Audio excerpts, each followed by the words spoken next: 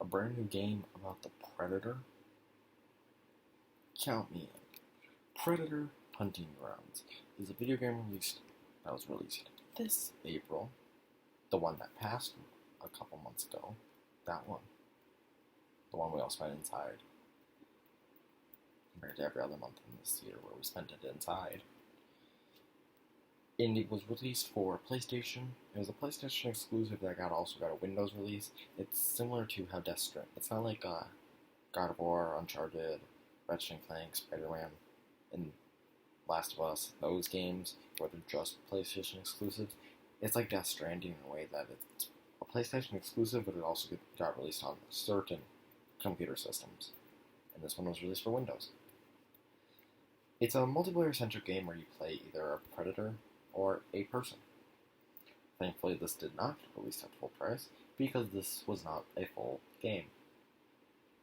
It was not. It is actually the multiplayer mode of a Predator game. That's it. That's all it is.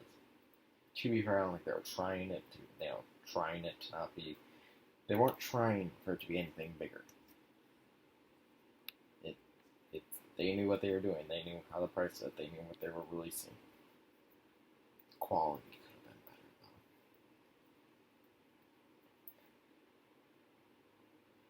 though. It was, and so for the game, I don't have much to say other than I enjoyed it for a little bit, and then it was incredibly bare bones. And I was actually very disappointed when I played through it. Very, very disappointed. Extremely disappointed, in fact.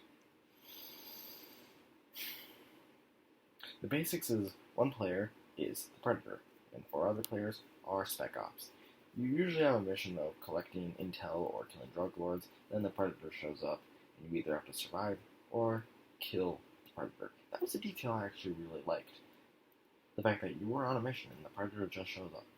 I liked it because it's very similar to some of the Predator movies. Some of the Predator movies are just, oh, these people are doing other jobs, like the first one or the second one. Those two are like the first one, Arnie is going out hunting guerrilla fighters and stuff and rescuing team members rescuing other squadrons that he believes have been kidnapped. The second one, Danny Glover is going around and Los Angeles not killing, but going up against drug lords, and the Predator just shows up. And I really like the fact that that's what this game does. Is you're not going out looking for the Predator. Like, all right, the Predator's out there, let's go kill it. It's like, oh, you're doing your job, and all of a sudden, oh my God, there's an alien murdering us all. So that's how it's gonna be. Okay, I would love that actually about the game. So the mission isn't really about the focus. It's basic, but it's a little enjoyable that they did that. Of course, the main point of the game is surviving or killing the Predator. It was underwhelming to say the least. It's pretty basic, although much better than Colonial Marines. That's like what I was comparing the game to the whole time. It was like, okay, better not be a Colonial Marines. Don't be a Colonial Marines. That the game graphically is not that good looking and quite unpolished and looks pretty outdated. It looks like it'd be much better on a PS3 or a 360 or even a Switch. Like, games made for the Switch are beautiful. Breath of the Wild, Smash, but ports, they take a little bit of graphical downgrade. Sometimes they look good. This probably would have looked pretty good on a Switch.